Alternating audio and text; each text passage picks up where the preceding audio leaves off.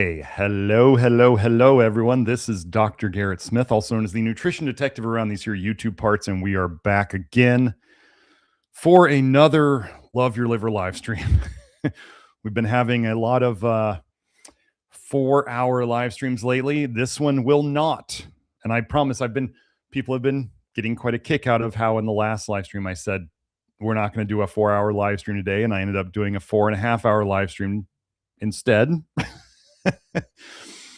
Many people enjoyed that and they don't mind, and some people complained, and I simply told them your loss and let them go on their way. So anyway, I got to pick up my son at school because he's got the end of school weird schedule now, so I have to pick him up, so I can't do a 4-hour live stream, or else I'll be leaving my son stranded at school. So that's why we got to do it this way today. And then anyway, I need to cut him down. We don't have today will be mainly Q&A. I'm going to go over a little bit about, we're going to have a little office closure for 5 days where we're not going to be shipping. I'll go over that. And then we have testimonials. So we'll probably do those two things first, and then we can get into the nickel Q&A. And I have my suspicions on things that help the nickel detox have been confirmed in my office hours by people who I'm working with directly, who get to talk to me, and Kelsey and Nathan every week.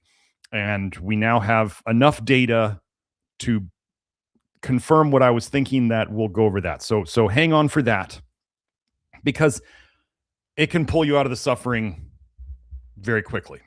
So let's get into the office closure. Okay, let me see this. Okay, so we're closing the office, which means we're not going to be shipping. So you can still, Julie's not going to be in the office. Nobody else is going to be working shipping right now. So we're closing on the 20th and through the 27th. Okay, so we will be back on the 28th. Now, what this means for your shipping, if you want to order something and you want it shipped before we close, I've sent out newsletters about this. So if you're not on our newsletter, you might want to get on the go to madnessofmodernnutrition.com and sign up for the newsletter, or you can go to our website, and at the top of the page, there's a thing to sign up for the newsletter. So if you want to get newsletters about stuff like this, that's how you would do that.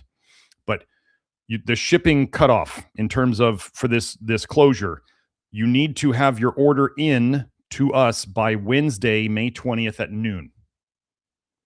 Okay? Anything after Wednesday, May 20th at noon will not be shipped until May 28th. Okay? Now, good news. So there's the bad news that we're closing the office and we're not shipping for that week. You can still place orders. It's just we're not shipping them. But the good news is we are meeting with a distributor who will hopefully be shipping our products and helping all of the aspects of that. Hopefully we'll be able to get better rates, internationally for you guys, and we'll be able to get into more places. And so that's exciting. It hasn't gone through yet, but we're meeting with them early next month. And so hopefully we won't ever have to have these closures again, because they'll do it every day. And then we can get shipping everywhere that people want our stuff, which is great that people in other countries want our stuff. The bad thing is that we got crappy shipping rates, and customs can be quite a pain in the butt. So there's that. Now, I wanted to get into some testimonials as I do. So Joe, let's do that. Let's go into those. So Joe put the testimonial doc link. That's also in the live chat. We'll put that in the info box below when we're done. So let's just go through these. Testimonial number 1. Now, remember, these testimonials are posted in the Love Your Liver program, which is a private network. These are all true. They're all there. I just don't post names. I know this one has a name in it, but we don't have a last name. So anyway, I do this for people's privacy. It's a private network, but we get permission for all of these, and we just don't use initials or names because that doesn't really add anything to it. So here we go. Some good news from my daughter, Becca. I started taking Nutrition Detective's lactoferrin and molybdenum 8 to 12 months ago. My ferritin was at 27 in September of 2025. However, I just got it checked again, and that number is now 53. So in a little less than 8 months, my ferritin has gone up by 26 points, which I think is pretty awesome. I don't even do all the Love Your Liver stuff either. Dr. Garrett Smith, thank you so much. So there's a really important thing about molybdenum and iron deficiency. Molybdenum is involved in iron. Molybdenum deficiency is involved in iron deficiency and iron overload. Molybdenum is really, really important. If you've never heard of molybdenum, it's really important. There's a reason why you don't hear about it. It's because they don't want you to be well. They don't want your detox systems to run right. They want you to be copper toxic. And I believe molybdenum is actually a nickel antagonist as well. And then lactoferrin helps your body to send iron to where it's supposed to go and take it out of where it's not supposed to be.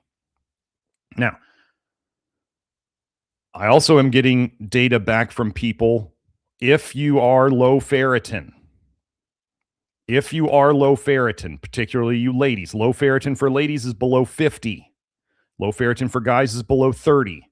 If you are low ferritin, you need to get some iron in you, and you need to not be taking zinc until you get your iron up, your ferritin. Until you get your ferritin up to the numbers we want, which is women 50 to 100, men 30 to 70. Until your ferritin is up in there, you're doing iron and meat and not taking extra zinc. Your zinc numbers will stay okay, I promise you. If you have nickel toxicity, which almost all of you do, you need the iron. You need to correct the iron deficiency first. That's really, really important for the nickel toxicity. So don't mess around. Don't think we have the research on this. I've been over the research on this. And I just saw a test come back from a woman who had low ferritin, and I had her just do iron, not zinc, even though she was zinc deficient and copper toxic, very copper toxic.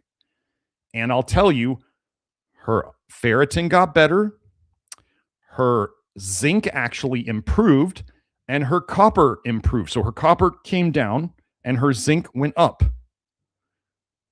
She did not take zinc. She only took iron. Ladies, especially if you have low ferritin, below a 50, you need to take some iron. Well, I would take some iron and probably some lactoferrin if you can handle it.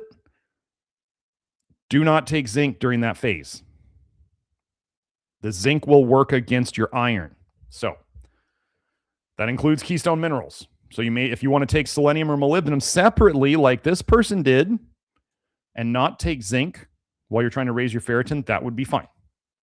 I do think lactoferrin is helpful if you have an iron deficiency too. So, testimonial number 2. Well, it's been an interesting couple of weeks. About 2 weeks ago, I injured my knee by tripping over the edge of a sidewalk with my foot. There was no pain initially. About 2 to 3 days later, I was having very minimal pain, and I thought, okay, just be careful. Then after about 2 more days, I was in the shower. Why does everything happen in the bathroom? And I heard a loud pop and almost fell in the tub with excruciating pain from my knee to my foot. I laid down and it got better, but pain started up again. By evening time, I was begging my husband to take me to the ER. Okay, I know this doesn't sound like a positive, but it is. My typical results after walking into any kind of facility. So this is those of you who are fragrance sensitive. Okay, pay attention. That's because you're full of toxicity and you're not detoxing well. My typical results after walking into any kind of facility using heavy-duty sanitizers, I have a headache and sore throat just from smelling and breathing in the fumes, not to mention muscle pain, stiffness, sore joints. I sat for a little over 5 hours in the ER exposed to all kinds of chemicals without any major events happening. I.e., normally my stomach will start swelling, it becomes very hard to breathe, and the ensuing headache, sore throat, etc. I am greatly encouraged. I might be coming along like a turtle, but I'm coming along. The knee will be fine. It was just fluid on the knee, so I'm resting and taking it easy. I'm already decreasing painkillers and muscle relaxers to about every 10 to 12 hours. I'm pushing for none today. We'll see how it goes, but I wanted to let anyone straggling like me keep pushing through. I'm working myself well, slowly, but it is happening. Even though it's a negative, I've made lemonade out of lemons. Thank you, Jesus. Yes. So, folks, we help livers run better. This is what we are doing. We are reducing the toxicity on the liver and giving the body what it needs to run the detox systems. You don't need herbs to detox. You don't want to do nothing necessarily either. Lowering the toxic load on your liver will help, and that is the most important thing. But adding some things to help move the toxicity out of you faster will help too, as long as you listen to your body. Okay? So, think of how chemically sensitive a lot of people are out there. I've actually been over the, let me see if I can find it real quick, the paper on I think it was called fragrance sensitivity. Let me see if I can find it. Oh, here it is. Yeah. I thought I had this one marked. Joe, is this on the screen? Yeah, we got it. Okay, cool. Prevalence of fragrance sensitivity in the American population. Okay, so this is not nothing. Let's see. So they did 2 surveys. Respondents were asked if they find being next to someone wearing a scented product irritating or appealing, if they have headaches, breathing difficulties, or other problems when exposed to air fresheners or deodorizers, and if they are irritated by the scent from laundry products, fabric softeners, or dryer sheets that are vented outside. Results aggregated from both surveys found that 30.5% of the general population reported scented products on others irritating. 19% reported adverse health effects from air fresheners, and 11% reported irritation by scented laundry products vented outside. Don't you think that if this, this is a legit study, that they should be banning this stuff? Like, this is bothering a whole bunch of people. And if you're a person who wears scented stuff, you're irritating a bunch of people. You're just an irritating person because you smell and you're causing people toxicity. So shower and fix it. I have a whole video on how to stop your body odor. You should watch it. You should stop putting all this toxic scented stuff on your body because it's bad for you and it's bad for other people. So we help fix the liver's ability to deal with it, but that's still the liver's having to deal with it. Your liver especially. Oh my goodness. So between all the things, I mean, oh, ladies, cosmetics, scented crap, jewelry, like literally putting toxic metals through your skin. There's a reason why you ladies are so sick. And I'm not placing any judgments on what you chose to do or didn't do in the past. What I'm saying is if you want to get well, you're going to need to make some choices. You want to be sick and beautiful? Fine. The beautiful is going to go away, and then you're just going to be left with sick. So, and if you're sick and you don't consider yourself beautiful, well, then at least you better fix the sick. And maybe you'll get beautiful as you do that. So, this is really, really important. So anyway, stop poisoning yourself with scents. Stop poisoning your family. Take out oh my gosh, take out those stupid plug-in freshener things, whatever. Oh my goodness, just stop it. Stop it. Get some help. So now I want to give the quick update on the nickel detox. Okay. I had a hint, I believe I went over this in the last 4.5-hour live stream, that Pectaclear from Econugenics was the thing that helped me turn the corner on the nickel detox and to reduce my nickel detox symptoms drastically. After I talked to several people in my office hours yesterday, well, actually, it was Kelsey's office hours. I was covering for her. But anyway, after I talked to several people there, it comes to light that 2 of the people in there who had started the low nickel diet right when I first started talking about it, both got on the Pectaclear, and they both said that it turned everything around, like everything calmed down. Everything didn't go away, but everything calmed down hugely after that. So Pectaclear, just want to be clear here, is a combination. It's a capsule. It's not a powder. You can't buy Pectaclear in a powder. It is a combination of Pectasol, which is their specially prepared MCP, modified citrus pectin, and it's 2/3 Pectasol, 1/3 alginate, which is their trademarked, patented. I don't know if it's patented, but their trademarked alginate, which is like basically think of it as a soluble fiber from seaweed. Okay, and I went over in the last thing about how nickel and alginate seem to go together really well. Now, if you choose to do this, this is what I'm basically, well, I'm the label on the Pectaclear says for intensive support, 2 capsules 3 times a day. And I believe they're usually assuming you're taking it with Pectisol. I'm going to say for nickel detox, what I have found to be the most effective, and this is what, when people come to me complaining of low nickel diet detox symptoms, here is what I'm suggesting. 6 pills of Pecticlear 3 times a day. Now, that whole bottle's only 180 capsules, so that's 18 capsules a day, and you're going to go through that bottle in 10 days. So if you're going to do this, and you're going to do it for a month or 2 or 3, you're going to want to have it around, because when people ran out, like Kelsey was doing it, and I didn't realize that she ran out, and then all of a sudden stuff started creeping up again, and she started having a tough time again. I made sure she got some. She got on it like the next day. Her mood and everything had improved. So I now have I have 4 people now who have testified to the Pecticlear calms everything down. So what I'm telling you is the minimum on the bottle, 2 capsules 3 times a day. That's the minimum. I'm going to say that if you come to me and you're like, well, I'm just doing the minimum of the Pecticlear and I don't feel any better. Okay, you're doing the minimum. You do the minimum, you get the minimum. You get what you pay for. You want to shut down the nickel dumping detox and feel a lot better? I'm suggesting 6 pills 3 times a day, and you can skip the other Pectisol. You don't have to take, if you're doing that high dose of the Pecticlear, you don't have to take other Pectisol. Okay, so you don't have to do that. You may not even need to take Apelpectin if you're doing the high dose of the Pecticlear. Okay? So we can replace several other things with just the Pecticlear if you take a big enough dose. That is my highest suggestion for this. We are going to have the Pecticlear and the Pectisol in our store after the closure is over. But until then, you're going to have to get it from somewhere else. So I just had to order some more to get mine before. I needed some more for my buddy and I, because we ran out and I needed overnight shipping, and it takes a while to get the professional shipping done. So yeah, we went, I just got some so we could split a bottle, because he comes over here about 3 days a week to train my mom. So I was like, I got it, dude.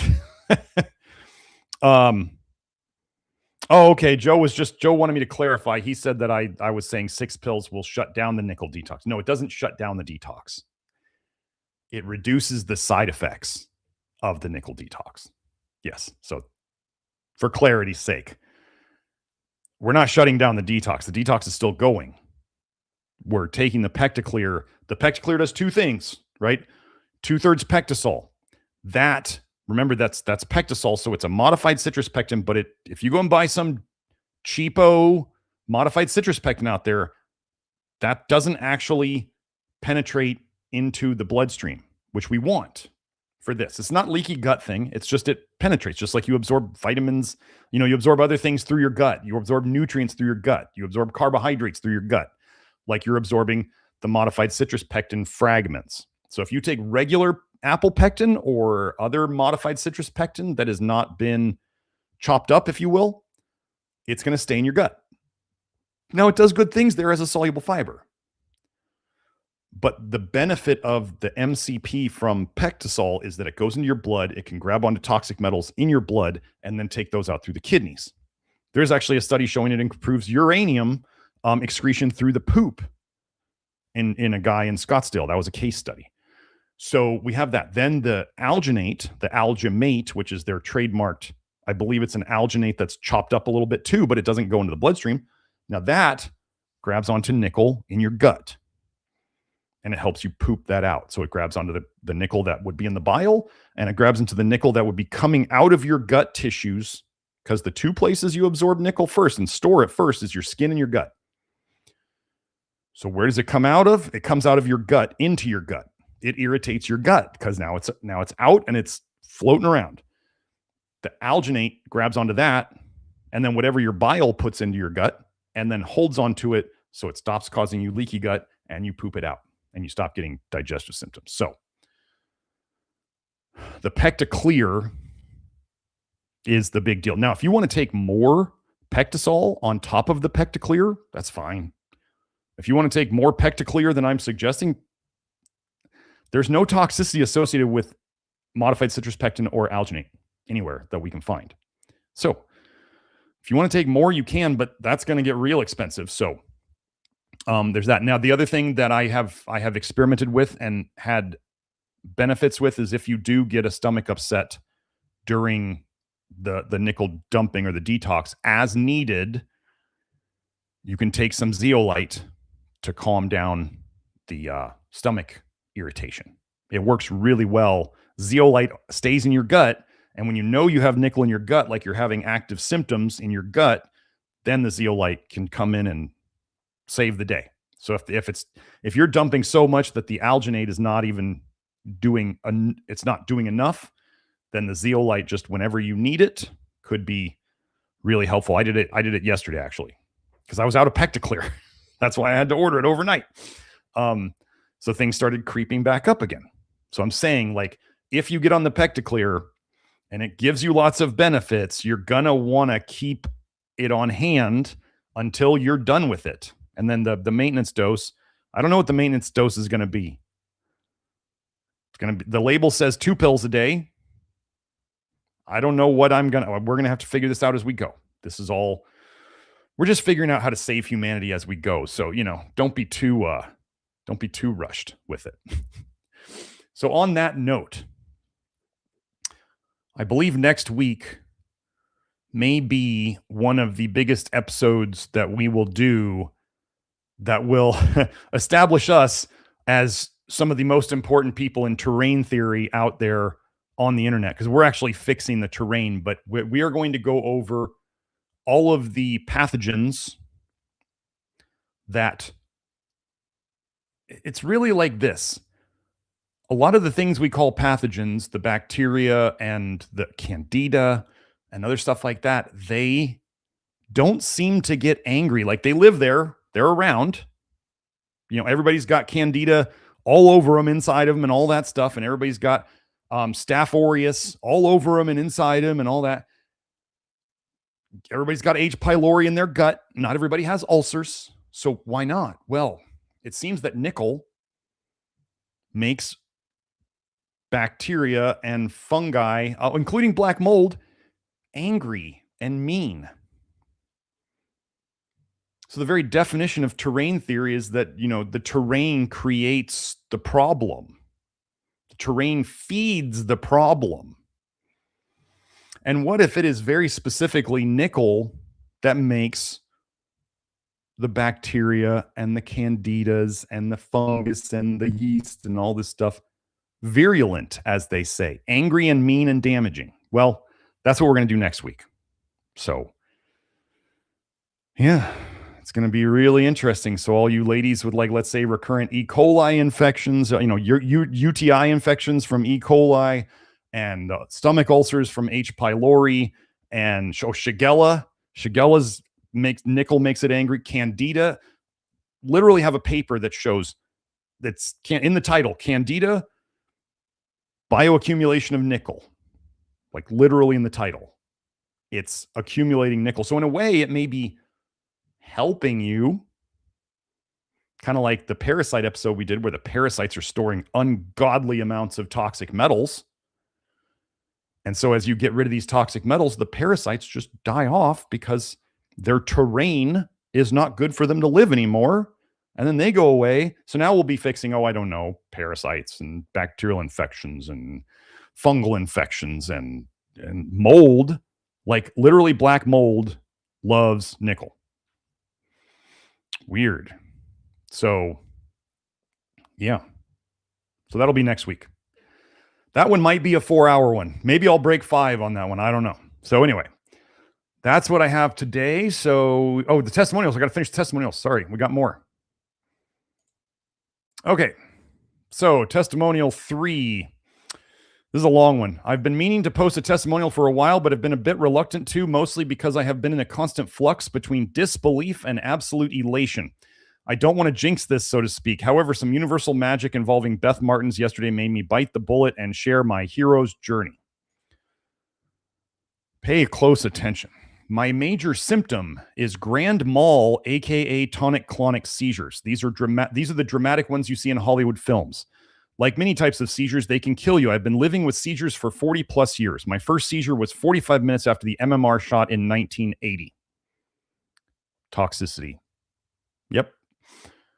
Since then, I've developed and been diagnosed with / medicated for vitiligo, eczema, anxiety, OCD, ADD, Epstein-Barr virus, depression, body dysmorphia, sleeping issues. All this by the age of 20. Wow. I felt horrible and knew there has to be a better way. This is when I started to do my own research. The internet was new and opened a world of new possibilities. People with epilepsy are desperate. So much so that we are routinely experimented on, both by Big Pharma and its sneaky natural sidekick. I got sucked into the natural health world big time. I spent thousands and thousands of dollars to learn and train with some of the top health doctors in the world. Like she puts quotes on there. I traveled across North America to learn from them and buy their products and protocols after years of detoxing, eating all the expensive vitamins and herbs, CBD, essential oils, juicing, low carb, high fat, fully organic, tons of yoga, acupuncture, massage, wellness retreats, you name it, the seizures would always return. Up until recently, I was even living / working on an organic farm in the organic capital of Canada. I was teaching yoga and beekeeping. I can't think of someone who lived a cleaner life, yet I was developing Raynaud's, and my period was becoming a total disaster. I posted last year about this. I had zero energy to pursue my musical passions. How was I possibly getting worse? Enter Dr. Smith and LYL. Yay. Okay. I'll get to LeBrad's super chat in a second. Working on the organic farm allowed me the ability to listen to podcasts, and I learned about Dr. Smith while listening to The Way Forward. I do want to thank Alex Zeck for having me as a guest on The Way Forward. It brought lots of people here. The sad thing is that it was too far out for his most of his people, and they scared him into not pursuing this anymore. So once I do this low nickel thing and I go over the nickel and pathogens thing, and Alec is a huge terrain theory guy. If any of you want to go out and mention to him that he should watch this episode, that would be great. This was October 2024. I will never forget that day. It was the day that everything made sense. All my health issues linked together. I listened to that episode 7 or 8 times. I took my last pill of valproic acid that day. I was already experimenting on myself for years with being fully med-free and was on a, quote, non-therapeutic dose.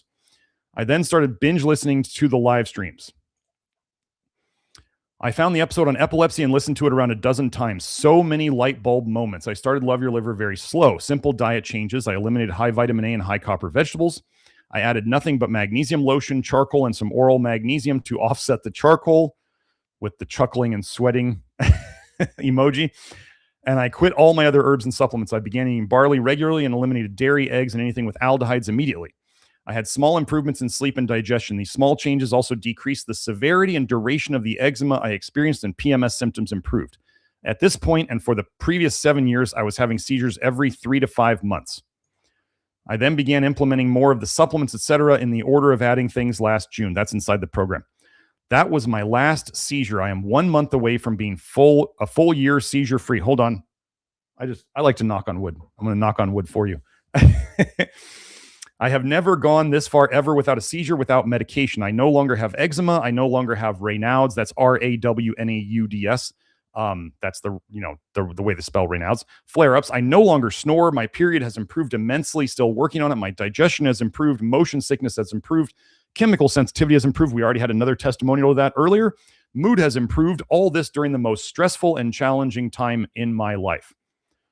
Last August, my mother had a terrible accident. I had to leave that organic farm life for urban insanity to take care of her. I posted about my hospital experience last year and was shared in a live stream. A month later, my uncle had a stroke. He was like a father to me. Then his wife, my aunt, died suddenly. Then I was left caretaking for both my uncle and my mom while trying to navigate moving across the country. Whew. Then my boyfriend got into a car accident that totaled our car. Thank God he was okay. And then his grandmother passed away. And then my uncle died. All within 6 months. I am still taking care of my mother and will be for the rest of her life. Stress is the #1 seizure trigger. Everyone with epilepsy knows this. I didn't have a single seizure during this time. No medication. If I wasn't on the Love Your Liver program, there would be no way I would have been able to take care of my mom and the rest of my family when they needed me the most. I don't know how I can thank you enough, Garrett Smith and Kelsey Kenny. She was tagging us in that. P.S. Pay attention here, folks. MSG has made a massive difference. Thank you, Kelsey, for bringing that to the program. please consider me for your documentary, as I want to share far and wide the work you are doing. We are working on some sort of film / short documentaries. What we're working on it. If you're in the Love Your Liver program, you can find the post on it.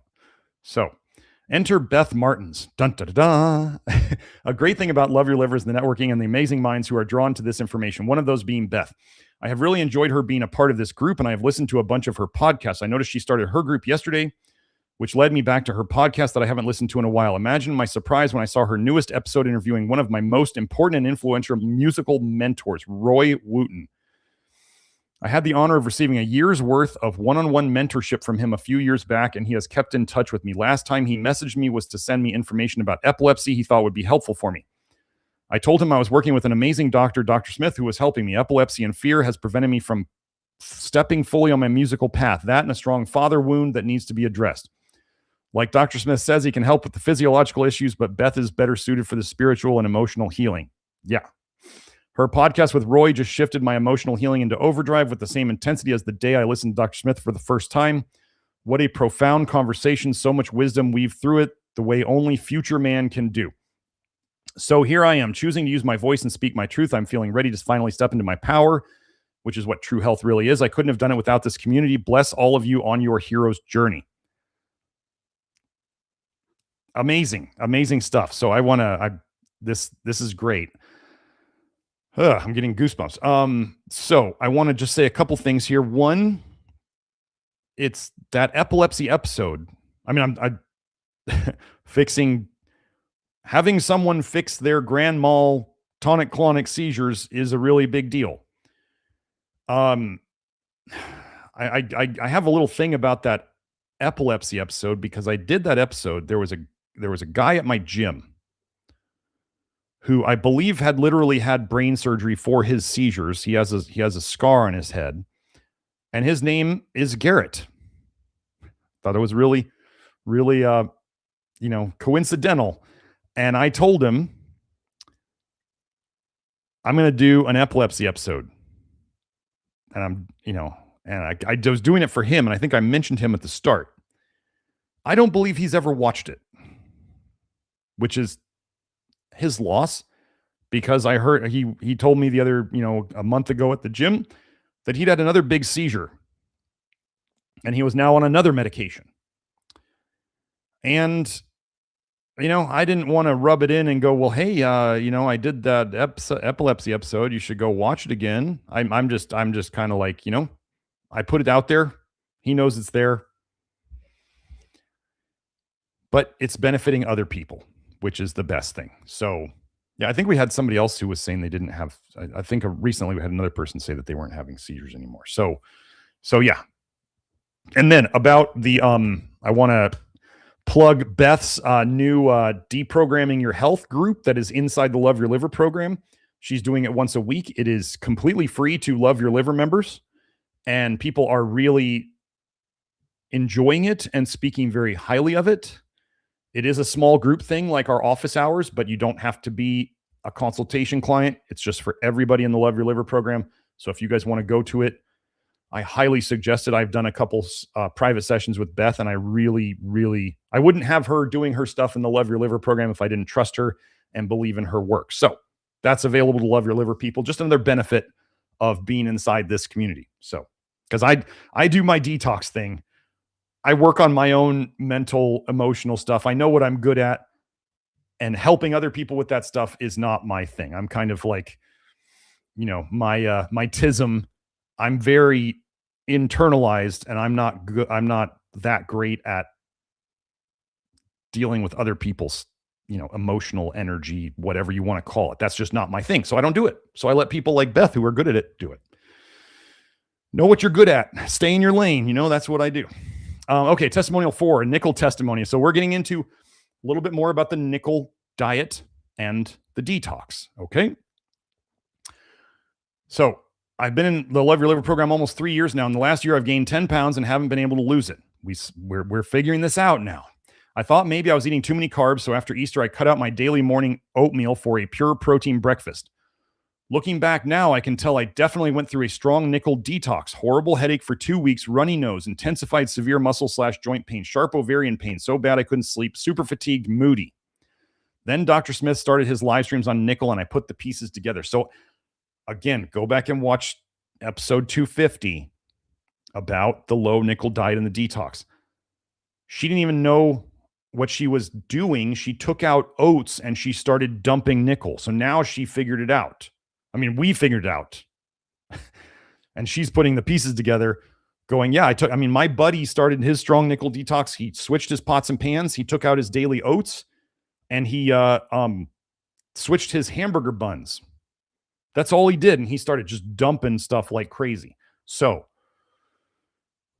yeah, it's serious. I had already started supplementing B1 to help with the fatigue during the oatmeal detox. So she didn't know it was nickel yet, but she started B1. Now, I don't think B1 is necessary if you do the Pectaclear. If you want to do some B1, 500 milligrams, maybe a day of thiamine HCl, but I don't think it's necessary.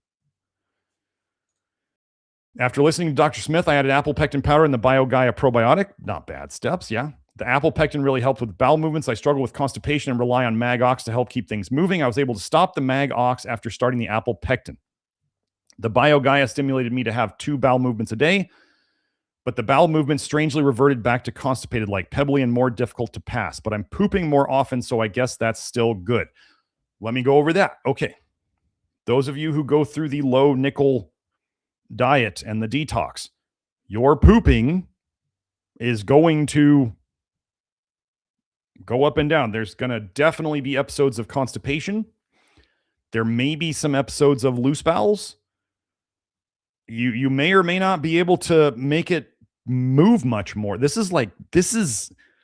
Nickel is so toxic that you can't, if it's coming out and it's doing its thing, the only thing you can really try to do is soak it up. That's what the Pectaclear is really good at. And then it also kind of acts like a fiber. So it's a fiber that's grabbing onto the toxic nickel and it's helping you poop. So, but you may still have ups and downs with your pooping. So, but this was before we were talking about the Pectasol and the Pectaclear and all that stuff. So she was likely just still going through the nickel dumping. This is normal. Since I already inadvertently started down this low nickel path, I figured I might as well keep going. I never ate a lot of beans since they bloat me so badly. That was my issue with them a bit. So the next change I decided to make was switching out my stainless steel cookware for the Home Chef. Day 2 started the detox symptoms from that change. 2 to 4 days. Not as bad as the oatmeal detox, but I think it's because I have some buffers this time. Symptoms are headaches, but much milder, fatigue, moody, depressed, stiff and achy. One day I was so stiff and achy I could barely move. Kelsey said that one day. She was like, I hurt all over. This stuff is so toxic, but your body, I want you to understand, folks, is more bad symptoms during the nickel detox good? No, okay. If you have no, as she said, buffers, it's not a buffering thing. It's not an acid-based thing, but things to help with the process. As I've said before, you can do the low nickel diet with nothing on board. And there's a person in the comments here who has said, oh, I just upped my water and I was fine. And that's kind of like the people who are like, oh, I eat whatever crap I want all day long every day and I still stay thin and healthy. Like that's a genetic freak in a good way. I mean, the freak in a good way, but that's not most people. So we have lots of people who are going to have, and also I'm going to say this, some people who aren't suffering through the low nickel diet very much, they may have nickel in their diet or in their environment that they're not accounting for, and that is why they're not detoxing as much. So we have lots of reasons why somebody might not be as toxic in nickel as somebody else.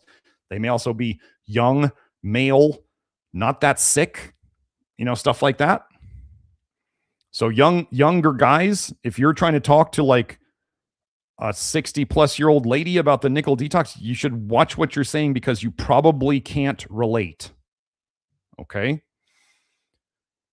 This is the way it's always been with detox. Like men trying to talk to women about detoxing, they don't get how rough it is on women because ladies, you're just slower at it and it's harder for you, and that's just the way it is. I can't change that. I can admit it and accept it and tell you that it's going to be that way and that you should take your Pectaclear. and go through this slowly. So watch this. This woman, she did oats first, had a big detox dump. Then she took out her she switched her stainless steel to nickel-free Homeshef. And then she had a whole nother detox. Okay? Get the Pecticlear going. Now this part is not great, but we have, interestingly, I've noticed that my hair has rapidly turned more gray in the past year as well. I'm looking forward to Dr. Smith's next live stream on the antidotes. I think she's talking about the one I did last week, because I echo what everyone else has said. This nickel detox is no joke. I hope this is the breakthrough I've been looking for with my weight gain and lingering digestive issues. I can tell you that I'm 99% positive that this is behind all of that. So the gray hair stuff, I think we're going to fix that but I think that's going to be probably one of the last things to go. Like, cause that's a, if you want to call it a vanity thing, you know, your body's like, oh, well, you want to look cute. Well, let's fix your liver first. Let's fix your gut. Let's get rid of this excess body fat, or this excess liver fat, or this excess intermesenteric, as in the fat between your organs. Let's fix these things first, and then we'll get into the hair. Kelsey and I are working on some things that are like, we have not told anybody about yet, because they're kind of out there. And, it's could be a game changer for all sorts of conditions. So yeah. So that's the testimonials. So now let's get into, that's all for that. So let's get into the, if you guys have questions on the nickel detox, I mean, I'll put it this way. If you come and you say, I'm on the low nickel diet and I'm having all these weird symptoms, are they nickel detox? Probably. About 100% sure. Yes. Do we have magical symptom fixers for each of these things during the detox? No, we don't. Other than the Pecticlear. This is why I'm saying, if people are going to be like, well, the BioGaia or the apple pectin or the B1 or N-acetylcysteine, or no, Pecticlear. Otherwise, Pecticlear is going after the root cause, which is the nickel coming out. Everything else is dealing with mostly the symptoms. I mean, Pectisol, the MCP, is going after it too. And apple pectin is helping you poop and grabbing it a bit too. But I'm telling you, put your investment during this into the Pecticlear, and don't be chintzy if you don't have to be. Okay, if you don't tolerate 6 pills a day, but you tolerate 6 pills 3 times a day, but you tolerate 4 pills 3 times a day, then do that. Okay. If you have to sacrifice other supplements or what other things you're doing during this, I'm going to suggest you do it if you want to reduce your suffering. The Pecticlear is the corner turner. Like, it's going to make all of this easier. And still, I would suggest, if you're very concerned about the nickel detox, that you do a month of Pecticlear before, at full dose, before you start taking out nickel things. If you saw those lists of symptoms, and you've heard me talking about this, yeah, do a prep phase of a month at least, and then start taking out things one at a time. And if they come out, like you just saw this other lady, she went oats, and then she went pots and pans, and she had a dump each time. So that's also what I'm saying, is if you're not feeling any nickel detox, you very well may have, actually, this was another woman who just turned the corner with the Pecticlear. I think she said for the first week or two, she didn't really have any detox symptoms because she was drinking a lot of black tea, like iced tea. Well, iced tea has a lot of nickel in it. And so once she took the iced tea out, all of a sudden, then it went. So again, if you're not feeling anything, if you're not taking me seriously on the food list, and if you start playing games with the food list and you're like, well, I don't think this is a problem. Like, oh, I'm going to eat this bean because I don't think it's a problem because Nickel Navigator said so, or whatever. And you mess up, And then you're like, oh, I went through the nickel diet. It was no problem. I guess I don't have a nickel problem. No, you messed it up. You messed it up. These 3 months are not the time to play games. If you really want to get better. If you don't want to get better, you can play all the games you want. You know, you can tie the string around the whole city so you can leave your house on a certain day of the week. You can play games like that. Your nickel detox won't care about your games. It'll just not happen. So, okay, so let me get to the super chats that we got so far. Super chats get priority if you didn't know. So let me pull up the, oh, Joe got it. Okay, so LeBrad Pass says, no question today. Thank you for the super chat, LeBrad. Can't wait to catch up later. Thank you for all your work on this. Turning the corner on his low nickel diet. So grateful. Keep it under 2 hours. Yes, thank you. I will. We're already at like 11, so we're technically an hour in. But yes, I will do my best to keep it. Let me find that comment and go give it a like and a heart. There we go. And then Sergio says, I only boil chicken and rice in stainless steel. Is it bad? See, this is okay. Probably not. Probably not. If you were to add acids to it, that makes so just remember, if it's a problem and it's a problem, then I can't change that. The things that cause stainless steel to leach more nickel. Well, first of all, you want to know how much nickel is in it. So is the stainless steel you have, is it 1810? Is it 18.8? Is it the Homa Chef is 21/0, which means it's 20 at the 18 and the 18 and the other number, or the 21 and the other number, that's chromium to nickel. Now people are going to start freaking out about chromium too. Can people be sensitive to chromium like they're sensitive to nickel? Yes. Can you be toxic in chromium? Yes. That seems to fix itself much more easily than the nickel problem does. As you guys saw on my hair test, when I took out the nickel, like my nickel dumped like crazy. Okay.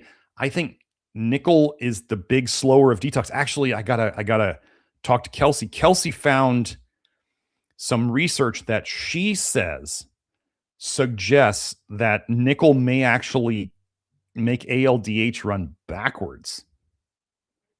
It definitely, nickel slows down your dehydrogenases, which would include, it's the study we have is on glutamate dehydrogenase, but that it's generally nickel slows down a lot of enzymes. And so we're seeing, as we're seeing huge people take out the nickel, right? And they start detoxing and all this stuff. And so if, let's say, nickel was slowing down their detox enzymes and you take the brake off of that, you're going to detox a whole bunch. So is it all nickel? Maybe. I don't know. Maybe it's aldehydes and other stuff like that too. So,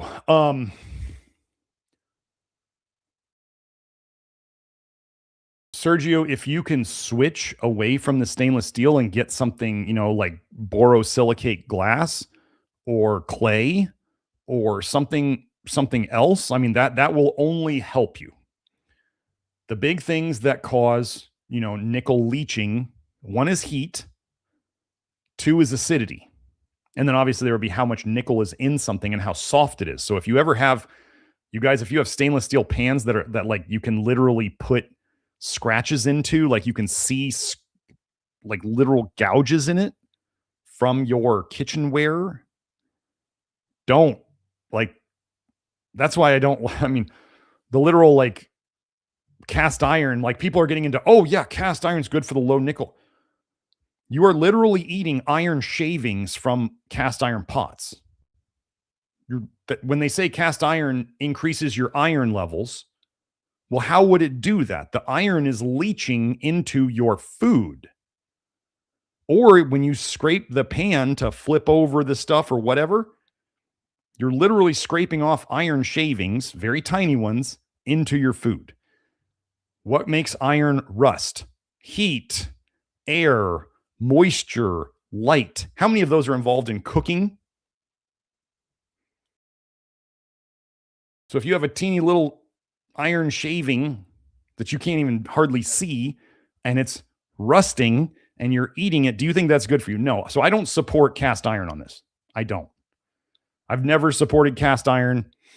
People will be like, eating metal is not good for you. I'm like, yeah, it's not. So don't eat iron off a cast iron pan.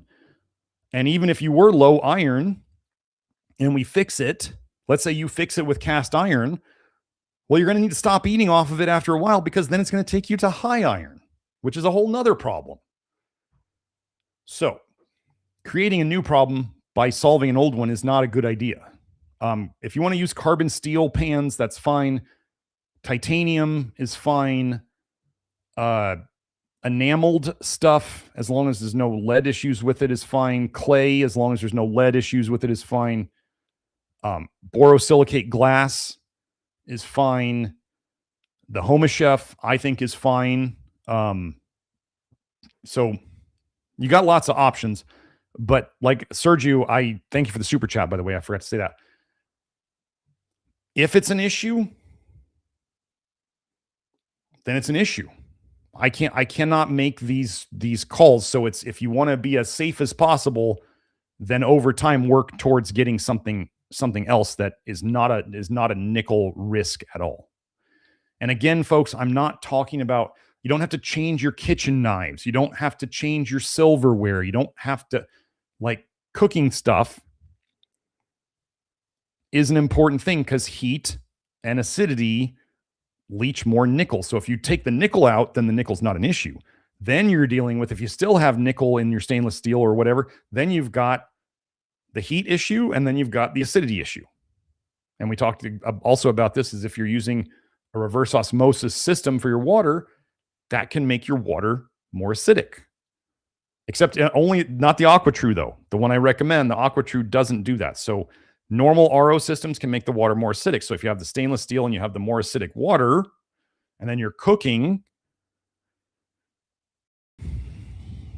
that could be an issue. But I can't say for each person, unless you measure the nickel in it, which the only person I know who's probably going to be measuring nickel in their house is going to be Kelsey, because I ordered her the Hannah Instruments machine to do it, and I ordered the reagents. Oh, just to test nickel, it only costs about $850. But it's important to me, so we got that. So that's what we got so far. Sergio says a crock pot, is it okay? A crock pot that is the clay is definitely okay. You're saying you put emallated steel. Do you mean enameled? ENAMELED. I know English is not your first language. So let me get down here.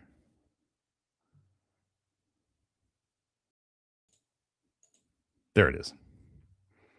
So if it's enameled is okay. Yes. Yeah. And that was in a paper, a nickel toxicity paper. So just Andy said chitosan might help bind to nickel. I'm not messing around with chitosan. I'm not touching it. I'm not touching chitosan.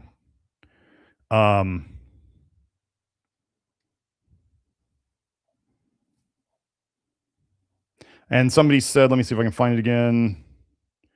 Oh, does the 3-letter thing help with nickel detox? As in the what do I want to say? The supplement we shall not name, borine trioxide, or the 3-letter supplement that we won't say. Does it help to detox nickel? I don't think so. I think it helps to oxidize organic type toxins. And by organic type toxins, I mean not metals. I mean things that are made of carbon and hydrogen and oxygen, like aldehydes. So it can help with those. I found one paper on nickel where it seemed like the borine trioxide and the nickel were not getting along very well in the study, and not in a good way. So this could be why borane trioxide is not really suggested long term. Why you're supposed to use it for an issue and then get off of it. I wouldn't use it long term. From what I've seen of the use in autism, they have to start with it very, very slowly because of the reactions. It's not a Herxheimer reactions are nonsense, folks. Autistic kids are toxic AF. No judgment against the parents. That's just they are. They're toxic as heck. They react to the borane trioxide because it's starting to move their detox stuff, and they are so backed up. Remember, toxicity slows detox. If they're very, very toxic, their detox is very, very slow, and you start moving it forward, they have bottlenecks everywhere. And so, yeah. And we've had some people during the low nickel say that they are passing what look like worms in their stool. So again, we're not doing any parasite meds or any mectins or azoles or any of that nonsense that the controlled opposition psyops are pushing on people. Oh, nicotine and nickel. Oh, that's a bad combo. Weird that they're yeah, you could look up nicotine and nickel. It's bad. Nicotine makes nickel do worse things in the body, and now they're pushing nicotine. What weird coincidences that the famous mainstream alternative people are pushing these things. Oh gosh. Let me show you this. Wait, let me find it. Let me find this. Oh my gosh. Let me find this. This is great.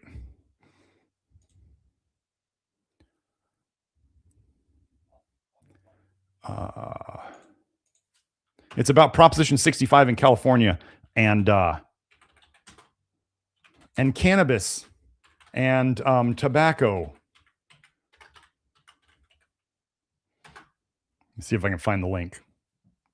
Oh, if I don't, let me see. I think I know. I can find it in my stuff with Kelsey.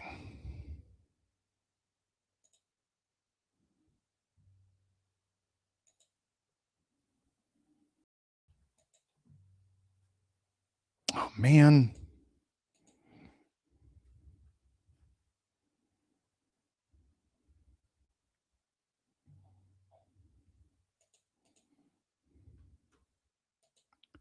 See if I can find it. I mean, they literally put Prop 65 warnings on cannabis because of all the known cancer-causing stuff in it.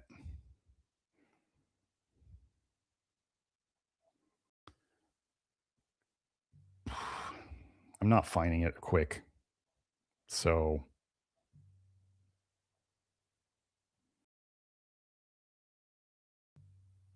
anyway.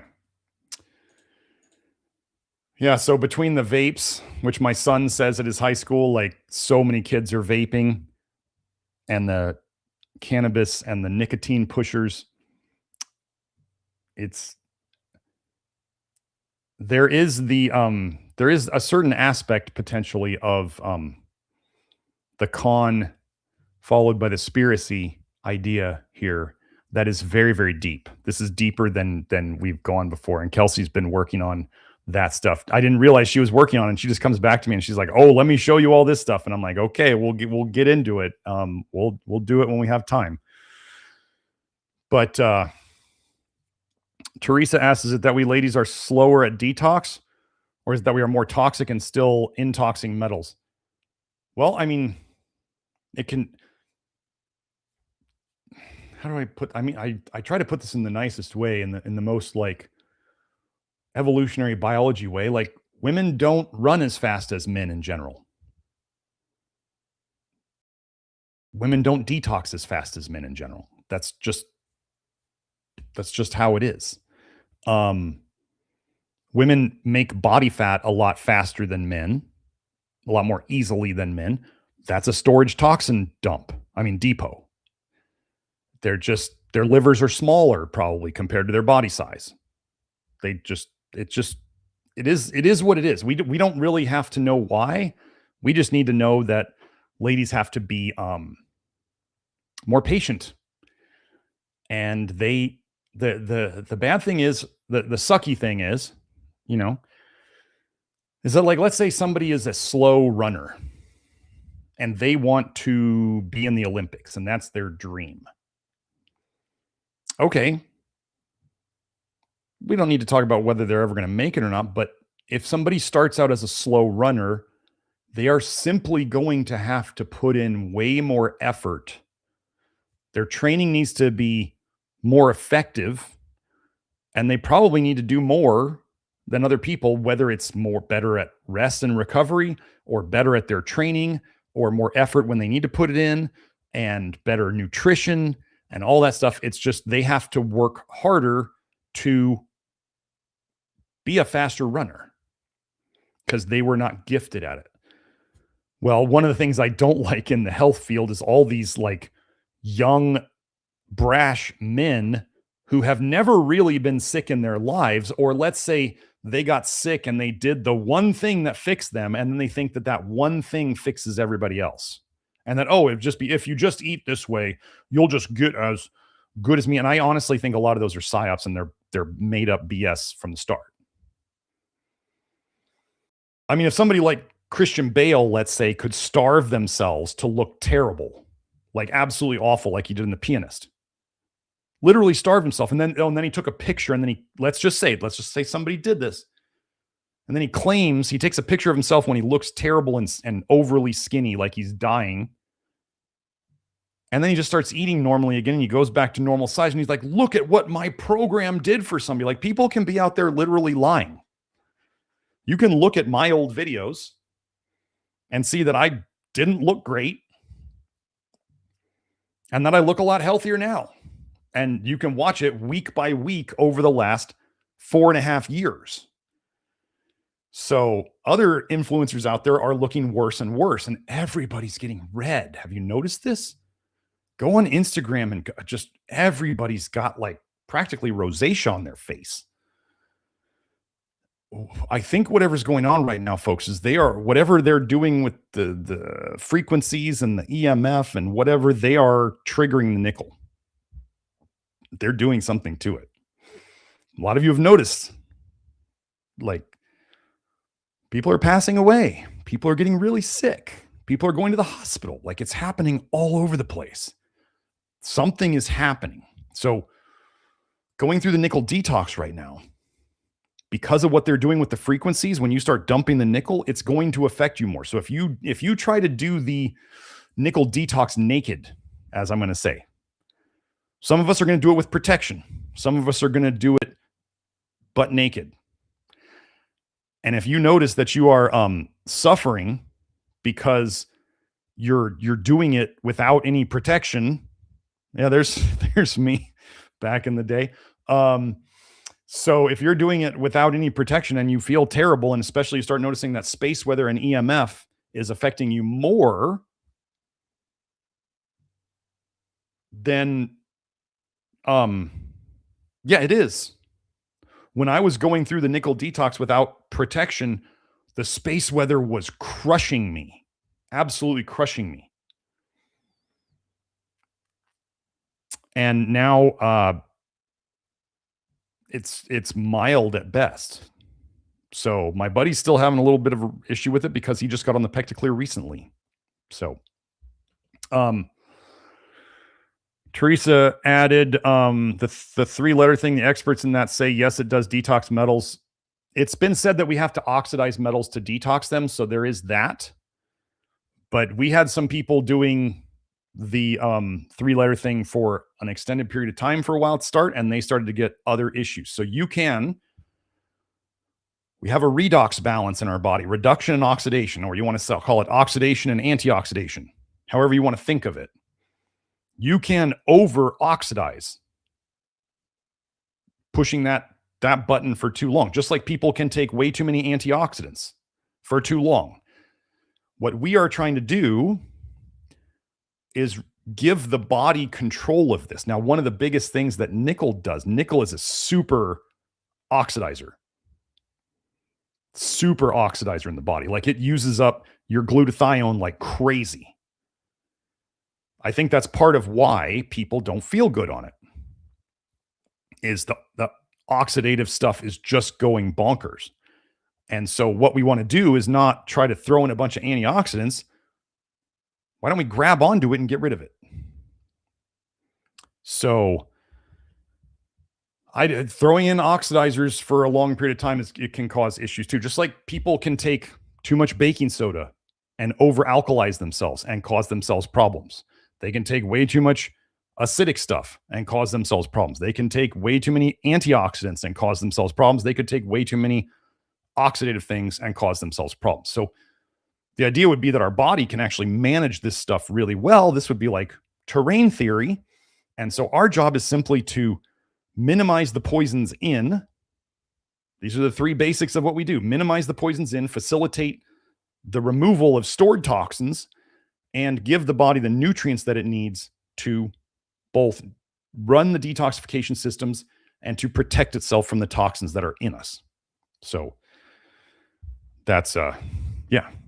Oh, and Luca, I want to read this. Luca was saying, forgive me for the misinterpretation regarding doing lots of water. It was aimed at adding an extra bonus tool to help flush out nickel. And although I was going through rough detox, it truly helped. Okay, so let me say this. Luca, I do actually, I want you to know, I appreciate that you talked about the water. I was just doing an example of, like, some people are going to have it really rough regardless. And some people are going to sail through it easier. This is the thing. I've been saying this about vitamin A detox forever. And I have been mentioning the water thing as part of nickel detox. And your comment on it reminded me of how that fit in and how it's important. So you did help. I just like to, it's when we have the outliers where some people like just cruise through things and it's super easy. And then we have the other people who are like, they're like, I did this. And let's say they're kind of a nervous Nelly and they don't take discomfort very well. And they're like, I went to the hospital because of like people who go to the hospital for flush niacin. Like, they're literally flushing. They can't seem to read the label that it says flush niacin and that there's a warning on it. You may flush from this.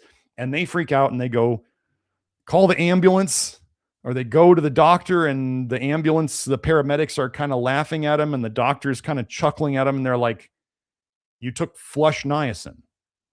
What did you think was going to happen? This is why you want to know why nobody sells flush niacin. It's because of the couple of people who get it and they're like, oh my God, this gave me a terrible allergic reaction. And it's like, did you not do any research on it at all? You didn't see the name was called flush niacin and you went to the hospital because you felt hot and itchy? Like, anyway. But so there would be like those people who are like, never take flush niacin because I got so freaked out. I went to the hospital. Well, that was not the flush niacin's fault. That was the person's fault. So we have the people who like, and then there'll be the people who like, I took flush niacin, I didn't flush at all. Right. So it's kind of this, we could liken that to the same thing. There's the people who have the super duper rough time, maybe because they don't follow instructions. And then we have the people who just genetically, luckily, whatever, cruise right through it. Matthew, Good Texture on Twitter, cruised right through the detox. I'm not telling anybody to do this. Was it because he took obscene doses of zinc for a while before he started the low nickel diet? Obscene, like 400 milligrams. I think at one point he mentioned taking up to 600 milligrams a day. Am I going to advocate that to anybody? No, I'm not. That's a drug-like effect. And I'm not saying he did anything bad. We learned something from it. We learned that, again, it fit into the whole thing of you can megadose things that are nickel antagonists and reduce your absorption of nickel and feel better. The problem is you're increasing your absorption of those things you're taking mega doses of. So Matthew's also, on the younger side, and he's a male. So he's like, I haven't really had much of the problems with it. Okay. But when we start chalking up younger side, male, not huge health problems. We start going, okay, these are the people who can cruise through it. You start laying down, you got like a 60s, 70s, 80-year-old woman who has got like multiple autoimmune conditions and been sick for 50 years and, got all the pokies up until they were 40. And like, you start layering these things on and you start going, okay, yeah, this is going to be a lot rougher way out. So Luca, you helped in that way. You helped with emphasizing the water. So I do want to say something good came out of that. Yes, absolutely. Yeah, you are welcome, Luca. Buttercup Yeshua says, is alginate from seaweed? Yes. Yeah. It'd be like apple pectin is from apple. Does apple pectin have all the stuff in it that apples do? No. So again, like we can use parts. This is the problem with like some of the people out there who think that all supplements are bad. Can we isolate or clean parts of things and use them in other ways that are very valuable? Yes. Seaweeds literally clean the ocean of toxic metals. You can clean the cleaner stuff. Okay. You can wash zeolite and get anything that it grabbed out in nature out of it. You could wash alginate and get whatever it grabbed onto out in nature out of it. So it's not seaweed. It's from seaweed. But that'd be like saying apple pectin is from apples, right? Modified citrus pectin is from the peel, the pith of, I forget which citrus fruits it is. But so it's all cleaned and then we can use it. So, Buttercup Yeshua says, talk forever. Yeah. Sound like Cornelius on Instagram. Cornelius. Okay, so Sergio said it was enameled. Enameled steel, yes. So Brady's asking, how have everyone's workouts been since starting low nickel? I expected it to be bad at first. The opposite has been true for me, better strength and cardio. Well, lucky you. Okay. No, this is important. Again, some people may just actually wait. We had somebody else on office hours the other day that they fully took out chocolate and they took out something else. And they were like, I've just been basically feeling better. And then they started mentioning, oh, I've been having a couple of these little symptoms. And they're like, oh, wait, that might be low nickel. And I was like, yeah. But so the symptoms can be minor and you could do better in other areas. So I'll say for my part, and my buddy and my son, who is, I can say my son has been doing the Pectisol and his back pain is nearly gone.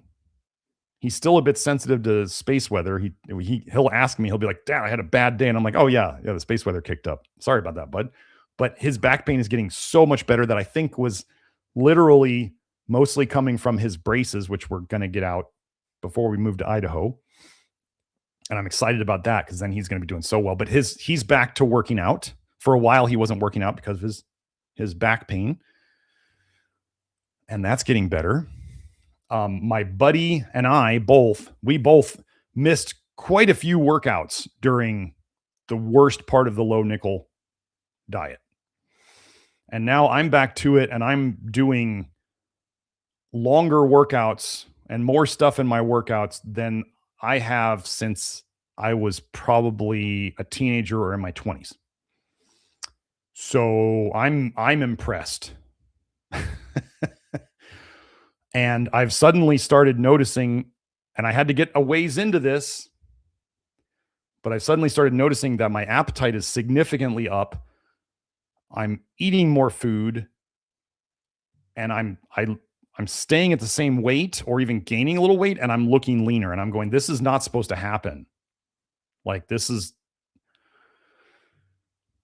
So anyway, for those of you who have gained weight, doing the oats or the beans and all that stuff, and it's probably a nickel problem, that's going to eventually fix itself. It's not going to be like you just, okay, again, people think they just get on the low vitamin A diet and all their health problems go away. That is not how it works. You're going to have to clear the nickel out of various parts of your body.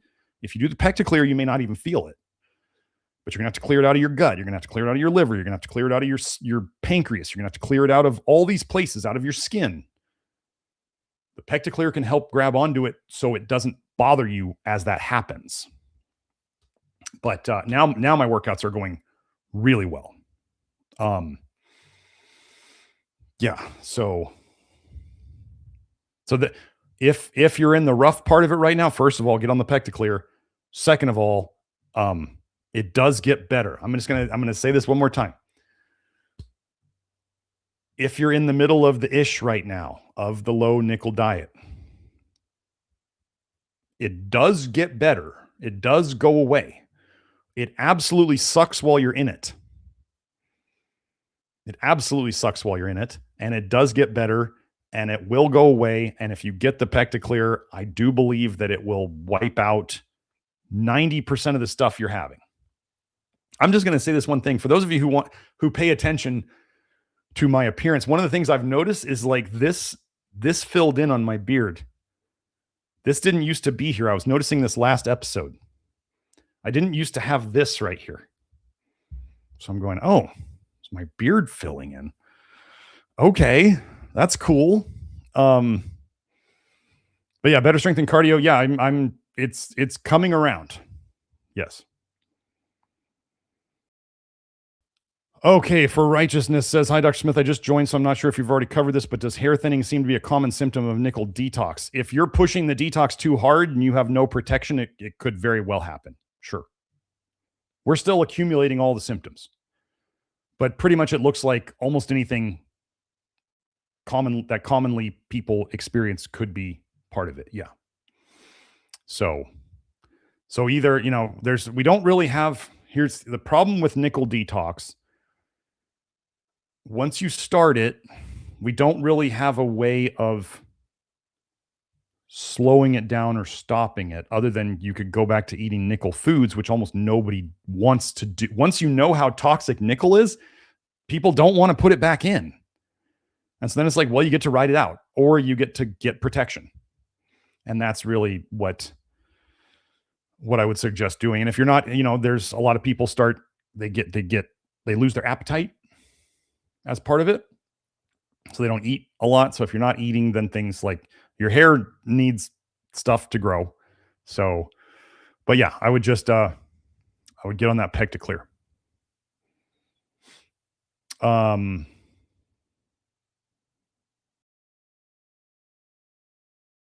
So yeah, people were talking about, do you notice skin flaking a little? And so Buttercup said, do you notice skin flaking? For righteousness said a little, mostly on my face, and Buttercup said yes for me too. So skin stuff during this, totally normal. Like flaring up of skin stuff, yeah. Oh, Fernando has been, yeah. So he's asking, so is PectaClear better than zeolite for nickel detox? Yes. Yes.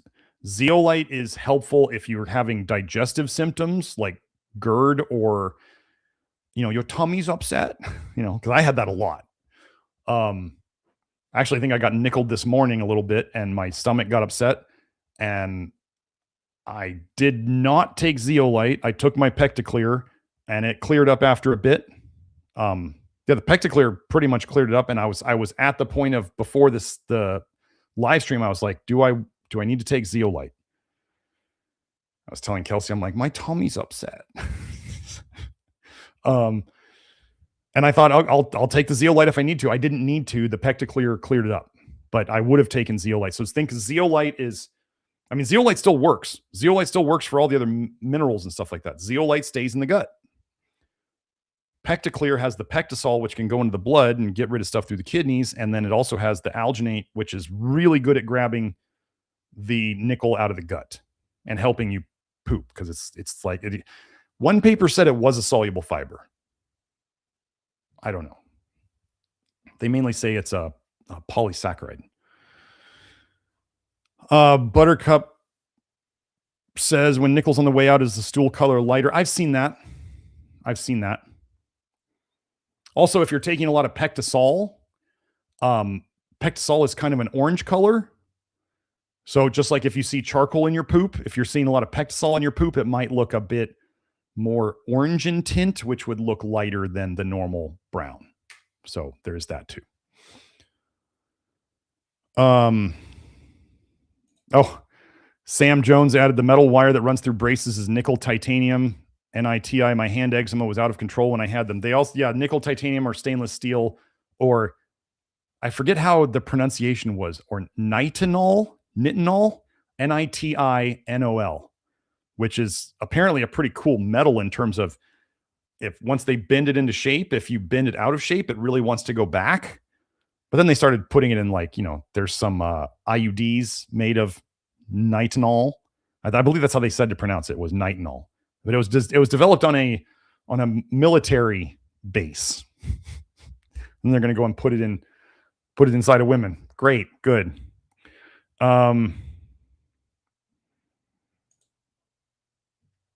Yupperville says, hey, Dr. Smith, is low nickel going to be a part of your diet like low vitamin A and copper? The diet that is on, was it 247 that I made?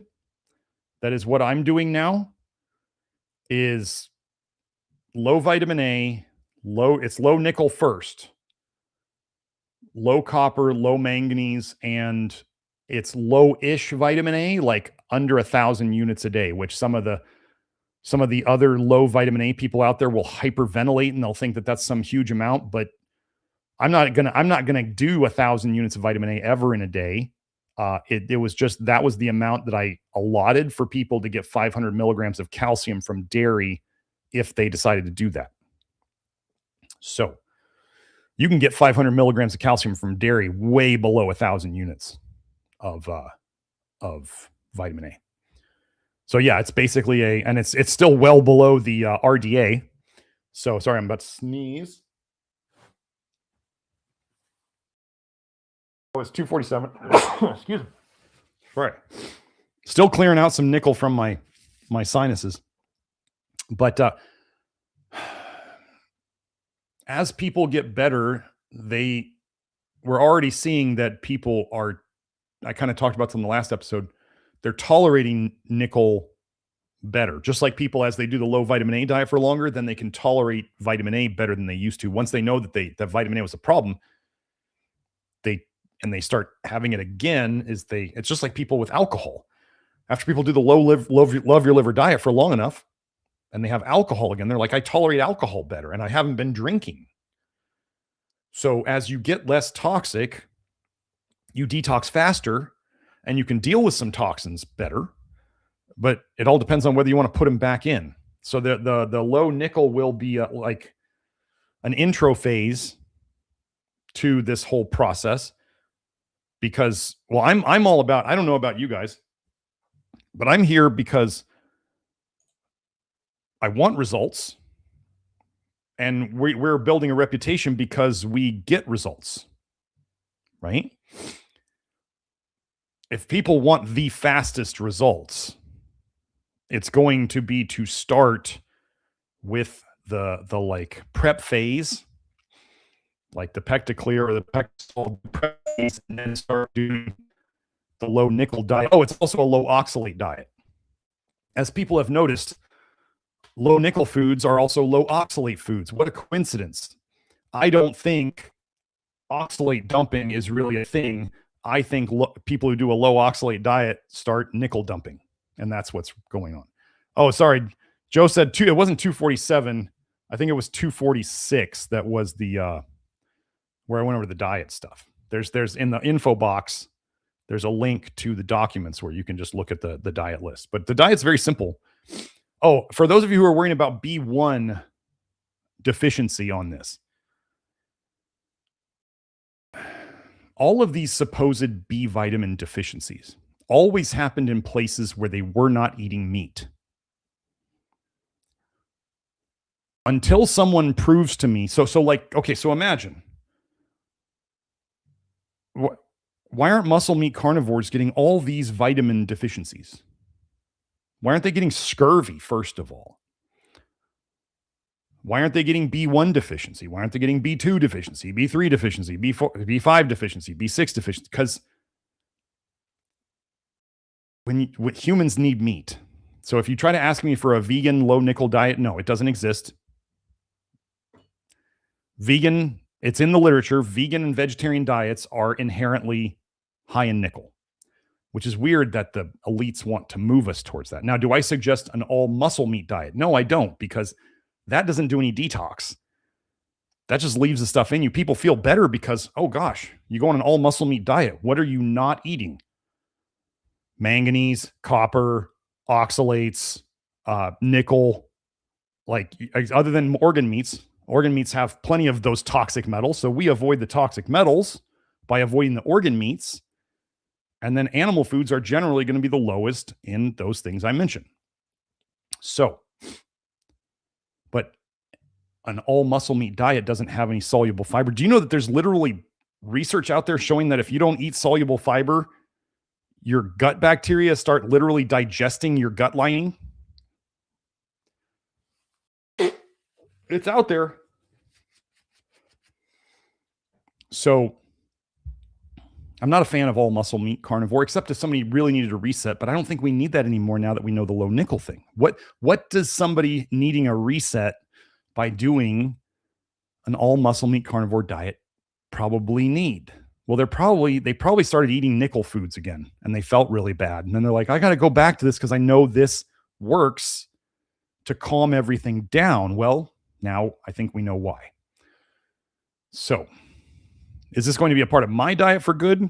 Yeah, I can't see any reason to eat high nickel foods anymore. Like, I don't love beans. I never really loved oats. Like, what do I get when I go to the restaurant now for breakfast? I get egg whites. Like, this is the stuff they have there. I have egg whites and I have toast and they have chicken sausage and they have like their breakfast potatoes. I might have that once a week. But I go there and I have a low nickel diet and I enjoy it. And I feel fine after it. So I can go out to eat without having to do, there's nothing. What's wrong with that breakfast, really? If it's not an everyday thing. Nothing wrong with it. I enjoy it. So is that hard to do? No, that's not hard to do.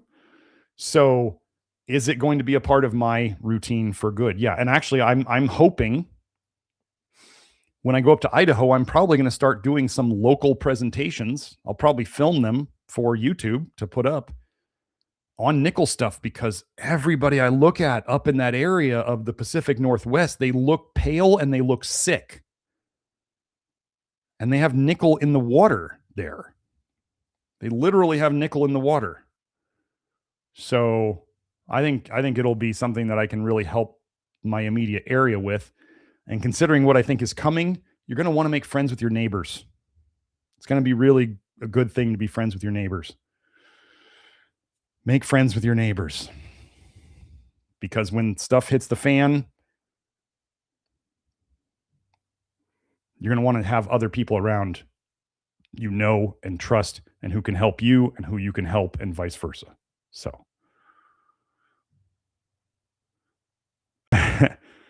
Buttercup says, oh yeah, when I meet girls that were on Ozempic 60 pounds lighter, yeah, I had no symptoms. Oh, I knew somebody who had to go to the hospital because they were vomiting for a month straight, like up to 7 times a day after Ozempic.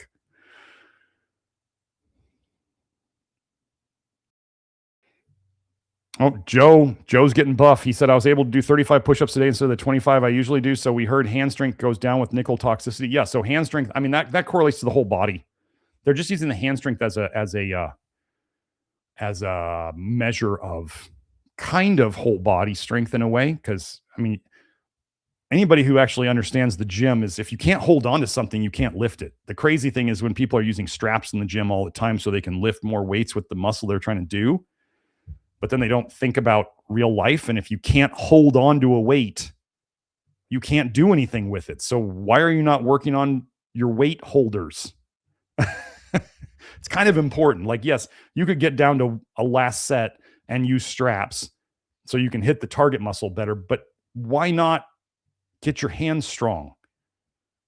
That's how we interact with everything, is your hands. Like, why do people want weak hands?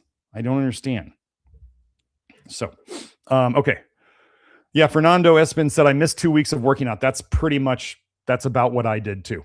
Yeah. He added, I thought I was squatting wrong at first. Then the detox hit me like a freight train. Yeah, it's about right.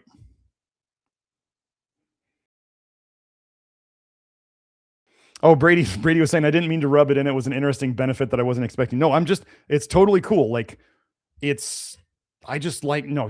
not upset at any of you folks who are like cruising through it. Like there probably literally are people out there who take Ozempic and have no problems. Are they developing problems inside? Yes, but you guys who cruise through the detox and you're seeing immediate benefits, I mean, that's amazing. That's great. And I know you guys are wanting to talk about the benefits you got, right? Because you want to sell it to people, so that's good. I just try to keep the majority of people's expectations realistic. That like before we knew how to protect ourselves from this, it was brutal. I can't tell you how bad I felt about my buddy and Kelsey feeling bad. I mean, I felt bad about you guys out there, but I was hearing from my buddy and Kelsey multiple times a day about how bad they were feeling. And, and my mom's going, I'm not going to do this because I saw your buddy and how much you guys were suffering. And I'm like, oh man, like it was rough. So that's why I'm telling you the Pectaclear, man, just do it. No, so nobody was rubbing it in. Don't worry. Hello, JJ Hempcrete. Cottony Circle said a few days ago, I nixtamalized my own white rice. Very good source of calcium on a low nickel diet. Sure. Heather Parker says, I'm not seeing Pectaclear available in Canada. If you have a contact with Beth Martins, or if Beth Martins is in the chat, Beth may need to tell you how to do it. I think for Pectasol and Pectaclear, Beth may have ordered it to somebody in the States and driven to the border and picked up a bunch of it. I think that might be what she did. So I don't know what to do about China. I don't know. China is a rough place. Oh, let me see. Sorry, let me get to this super chat. Sorry, Seeking Truth. I didn't see the super chat. Thank you for the super chat. I have been doing low vitamin A diet for almost 3 years. I am super sensitive and have not tolerated niacin, selenium, molybdenum, and zinc. Do you recommend starting Pectaclear slowly or start on full dose? Thanks. Okay, so I guess I'll hit on this. Let me see. Are there any more super chats? Can you check? Just so I can make sure I don't miss any before. Okay. I got to get to the super chat. So I'm okay. I'll hit on just Pectaclear. Yeah, we got 2 more super chats. So no more super chats. I got to wrap this up because I can't be late to pick up my son. I still have real life to do out there. Okay, starting Pectaclear. I kind of go over this in the last episode, but I'm mainly talking about Pectasol, but the concepts totally go over to Pectaclear. Okay, so Seeking Truth, you are likely... So watch the other episode about starting slow and like doing the Pectaclear probably for like a month. Maybe it's going to take you a while to get to the full dose, but at least get to the full dose for a month before you start taking out nickel things. Okay, that's the first thing. Because like as you saw, like people are taking out their stainless steel pans and switching them for nickel free, and they're blowing up, or they're just taking out oats and they're blowing up. So should you start slow on Pectaclear? Yes. It is most likely that you are sensitive to flush niacin, selenium, molybdenum, and zinc because they are nickel antagonists and they are stirring up nickel in you. And what you're actually having is probably a small nickel dumping when you take those. It could be copper too, but it seems that nickel, when it comes out, is the nastiest thing around. So you're probably very toxic in nickel with the Pectaclear. So I'm going to give you guys the overview of how to introduce, whether it's the Pectasol or whether it's the Pectaclear. But I'm mainly talking about the Pectaclear here because I'm going to talk about capsules. Okay. You can open a capsule of the Pectaclear and take a smaller dose than just a capsule. So just know if you're really sensitive and you want to start with less than a capsule, you can. That you can determine how much to start with. I'm just going to start with, I'm going to assume that 1 capsule is where we start. Okay. So if you take 1 capsule and your symptoms are, let's say you have let's just start this. Let's say you have a big response. You're saying, I don't tolerate a whole capsule. Okay. You have a big negative response. Take less. Go down, find the dose that works for you. You're going to stay at that dose until you decide to start increasing. Okay. So there's that. Then let's say you took 1 capsule and let's say you get some symptoms and they're tolerable or acceptable. You're like, okay, so I got a little bit of this, but I can deal with that. So I'll just stay at the same dose. Okay. So that's the idea of staying at the same dose. If you take a dose, like 1 capsule, and you have no symptoms, you have 2 options at that point. You could stay at that dose for a while to confirm it, or you could go up the next time. Once you know you tolerate a dose of Pectisol or Pecticlear, I think you can jump to the next dose.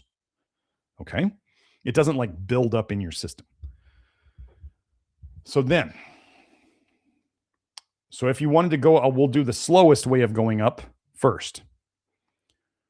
It would be like you start with 1 capsule on the first day. Oh, and you want to take it between meals is best. Okay. So remember, perfection is the enemy of good enough. Between meals is best. However, if you forget to take it, like let's say you forget your AM dose, because I'm not going to call it breakfast, I'm going to call it AM. You forget your AM dose and it's breakfast time now and you're eating and you're like, oh, I'm not supposed to take it with food. I'm supposed to take it between meals. No, take it with the food and then do your next dose right. Don't miss a dose because it's not perfect. Take it with the food. We eat fiber with food normally, so it's okay to eat fiber with food. It might work better if you take it away from food. Okay, it might work better. That doesn't mean it doesn't work if you take it with food. So this is really important. So if you miss your dose between meals, take it with the meal. So the slowest way to go up, assuming you're tolerating every single dose you take. First, day 1, 1 pill a day, whenever you decide to do it. Day 2 would be 1 pill twice a day. Day 3, 1 pill 3 times a day. Day 4 would then be, let's say, 2 pills in the AM, 1 pill midday, 1 pill PM, right? So you go 2, 1, 1. Day 5 would be 2, 2, 1. Day 6 would be 2, 2, 2. Day 7 would be 3, 2, 2. Okay, so I'm not going to go all the way up to 6. I don't like that 6, 6, 6. Oh, but I'm not going to go through every step there. So that would take you 18 days to get up to 6 pills 3 times a day. Okay. Then, if you wanted to go a bit slower and have it take 6 days to get up to the full dose. Again, assuming you tolerated every single dose you took, day 1, 1 pill, 1 pill, 1 pill. Day 2, 2, 2, 2. Day 3, 3, 3, 3, all the way up to 6 pills 3 times a day. So that would take you 6 days. Okay. Assuming you tolerated every single dose. The fastest way, and anybody could do this, if you're tolerating the Pectisol, like my son just jumped in with a scoop of Pectisol and he's wearing braces right now. So he's literally nickel toxic, like right now. He just jumped in with a scoop once a day. And then after about a week, he was kind of like not noticing a lot of improvements. Then I said, take 2 scoops a day. Would you take 2 scoops for a day for me? And he goes, sure. Yeah, no problem, Dad. I said, I think you'll feel better. He's like, and he has been. So can you just do the Pectisol or the Pecticlear without the diet? Yes. Are you going to get as many benefits? No. Okay. So the fastest way to go up, assuming you tolerate every single dose, would be 1 pill AM, this first day, day 1 pill in the AM, 2 pills midday, 3 days PM. Day 2 would then be 4 pills in the AM, 5 pills midday, 6 pills in the PM. And then the day after that, you're doing 6 pills 3 times a day because you tolerate 6 pills at once. So that is how you can go up. So if you're very sensitive, you want to start with less than 1 capsule a day and open it up and take less than 1, or get the powder. Just remember I haven't seen anybody reacting with the alginate. I haven't seen it yet. It doesn't mean it couldn't happen. But the Pectisol can make, we've heard some reports of some people feeling weird or a little bit of lightheadedness or whatever. But what we're seeing, okay, I want you guys to understand. What we're seeing is as they do the low dose, if they're sensitive, as they do the low dose, they eventually tolerate more. And as you start tolerating more, you can probably start going up faster, because we just had to clean off that top nasty layer of nickel and whatever else. So as we clear off that top nasty layer, your detox gets faster because you're less toxic, and then you can start. It's like a snowball. Okay. So, that's start slowly. If you know you're sensitive, start slowly. But if you're noticing like you tolerate it fine and you're feeling better, then don't hesitate to go up. Okay. So let's hit these other super chats. No, we're fine, Joe. I'm not worried about it. Bonjo Knight says, is rinsing with hydrogen peroxide good for teeth? You can overdo hydrogen peroxide. Hydrogen peroxide is an oxidizing agent. As a story I have, my dad was a dentist and my mom was his office manager. I forgot to say thank you for the super chat. They said they had a guy who would swish every day with hydrogen peroxide, and he came in with all these like white spots on his gums. Like, I mean, think about not just white bubbling because he just used the peroxide. It's like they were literally, I mean, what does oxidation look like when it happens to signs out on the road, right? Colors lose their color. They oxidize, they turn white. So if he was using hydrogen peroxide too often in his mouth, could literally, like, in a way, bleach his gums and his, and that's what people use it for, right? They're using it to whiten their teeth. So if someone wanted to use hydrogen peroxide for their teeth whitening, let's say, I think once a week, maybe twice a week, 5 minutes at the most of swishing would be enough. Okay. If you do the diet right, your teeth will get whiter. Sorry, I forgot to mention earlier with the terrain theory, nickel makes the cavity bacteria, the strep mutans, angry too.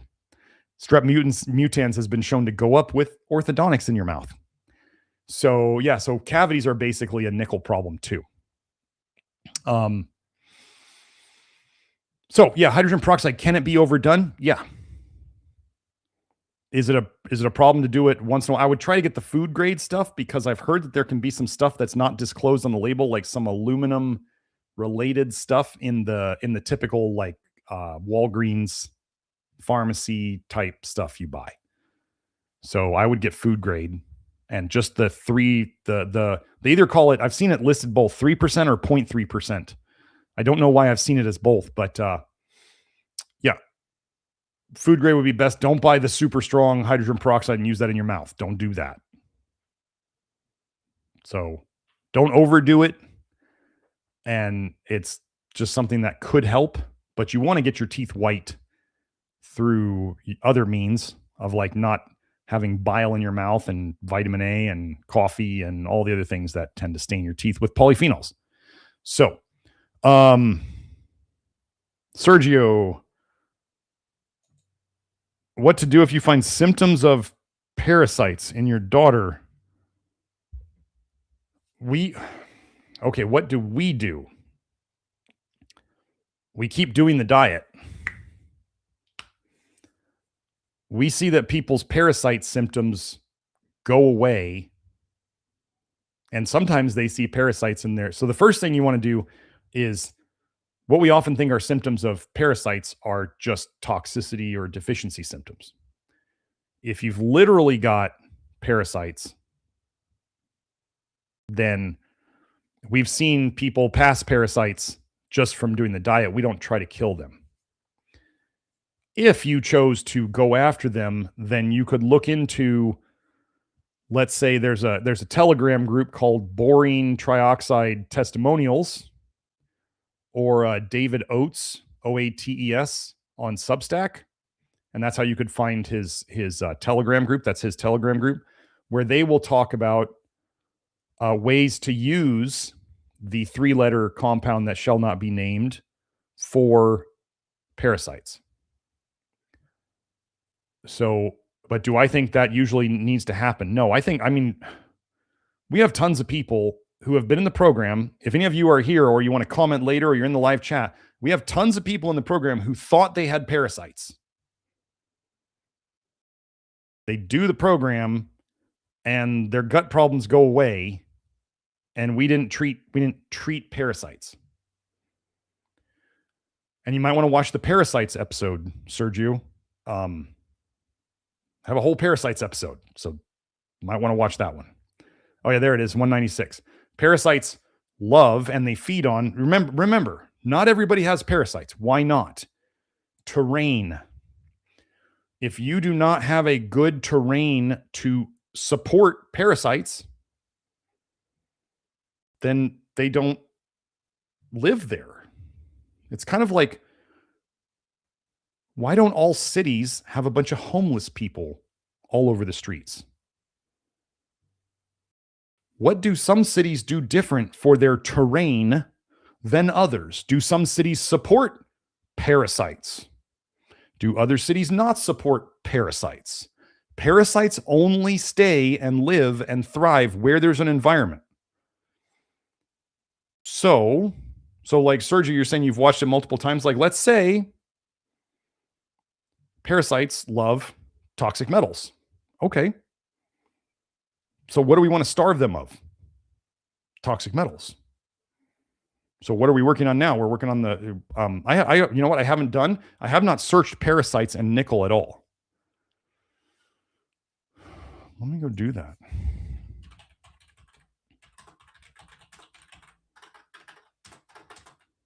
Just before we wrap this up.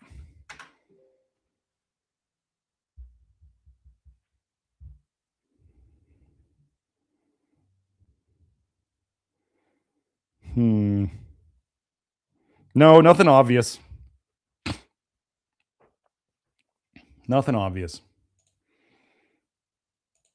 So,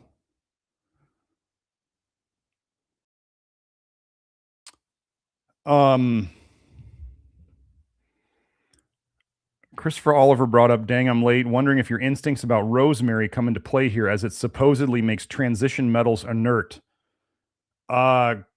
Christopher, if you have a way of getting me that information about it making transition metals inert, I mean, so you guys know, I've talked about rosemary as being potentially like one of the few herbs that might be helpful, like literally helpful. And if rosemary does make transition metals like nickel inert, as in non-damaging, then my gut instinct may have been correct. I may not have realized why yet until Christopher brought this up. But yeah, if you find that, Christopher, if you want to just post it in the comment, like after the video's over, if you want to post it in the comment, or if you post in the live chat after we're done, I won't see it because they don't send me messages about the live chat once we're over. So yeah.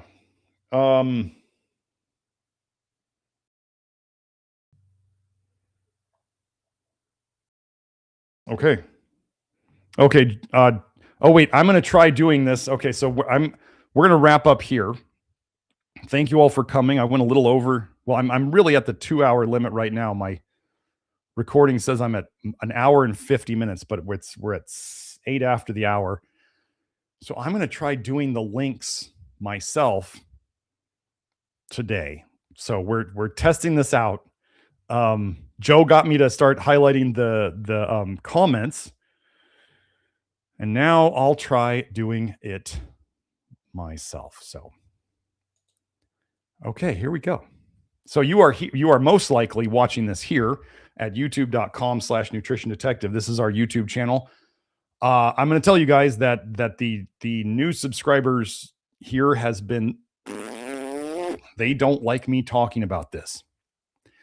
So the more you share this with other people, whether in public, it's probably not going to get shared very well. In private, you can help more people, and people tend to trust, you a little more when it's like personal, but obviously don't push it on people. Anyway, I'm telling you, they don't like me talking about nickel, which means it's really, really important. Anyway, this is the YouTube channel. If you want to watch old episodes, go to the you can go to two things on the main page. You can go to the live tab, which is our live streams. That's where all the live streams are. Or you can go to the videos tab, which is where when we've put videos already done on YouTube, they're in the video tab. So look at those two places, and we're only missing one live stream here on YouTube, and then that is on Rumble. If you want to see all the videos with no editing, and no missing episodes, like 198, that's on Rumble. So if that's that, Rumble has all of it. We don't have any traction on Rumble yet, but all these episodes show up there after they're done. And yeah, so we are there too. Then we have the main website at nutritiondetective.com. That is where you can find our supplements. That is where you can find a link to the Love Your Liver program. That is where you can find our consultation packages under consultation. Now, something I think I pointed this out last week, the instructions link that you can see there, that is instructions for all of our products. That is more detailed instructions for all of our products. So you can go there and then find those. So those are all drop downs. And I'm working on the ones for the Pectisol and the Pecticlear and all that stuff right now. And we should have those after we get back from the Labor Day closure. So yeah, so check all that out. And there's a QR code on the supplements that you guys might have purchased from us. If you scan the QR code on the supplements, that will take you to the instructions there. So don't ever say I don't try to give people instructions. Then we have, we'll get into a little bit of the social media now. We got Twitter. I am on x.com. I'm NutriDetect, and we do live stream this there. On Facebook, the.real nutrition detective, and it's the same basic username on, where's Instagram? There it is. Joe will have to reorder these a little bit, but that's fine. So there's Instagram. Then we have, let's keep going. Oh, if you want to see my series on toxic bile paradigm, which is the whole basis of how we are trying to fix the liver and fixing all these crazy cool things, nickel fits into this. How does nickel, for those of you who are familiar with toxic bile paradigm, I mean, this is a 3-episode series that I did with Beth. Nickel fits into toxic bile paradigm because nickel literally eats holes in your gut lining, and it accumulates in your liver, and it does come out in your bile, and it goes into your blood, and it ruins your kidneys. So it absolutely fits into all of the toxic bile paradigm that we're doing. It's probably the most important unknown toxin that we are dealing with. It's more, people have been backing me up on this. Getting the nickel out of your diet is more helpful than low vitamin A. So it doesn't mean we just do one.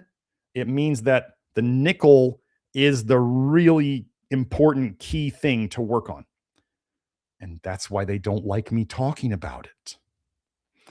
So we got that. Then we have, for those of you who have noticed over the years, the changes in my face, part of it has been mewing. Part of it has been, I was chewing the hard gum for a while, but the other part of it is the Reviv Mouthguard. So if those of you who want to try the Reviv Mouthguard, that's their website, getreviv.com. If you wanted to get one and send a little bonus my way, then you can use that link.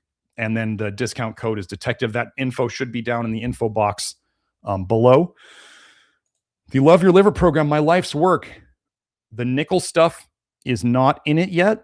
the nickel stuff is here on YouTube for everybody to benefit from. But if you want to go into a place and talk about nickel toxicity that isn't full of a bunch of weirdos like Reddit,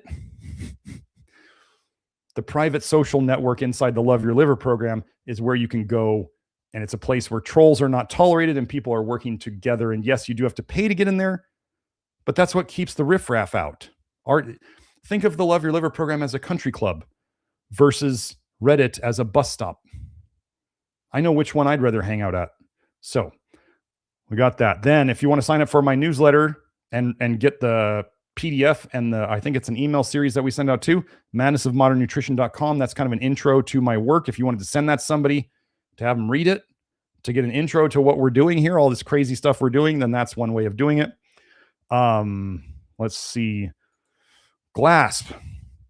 We did a little bit of this today. I highlighted, if you see me highlight studies in any of my episodes and you want to see the highlights or you want to search for things that I might have highlighted, like if you wanted to go and look up what are all the studies that Dr. Smith has highlighted on nickel, you go to this link and you can then type in nickel and it will show you see all those highlights on the right side.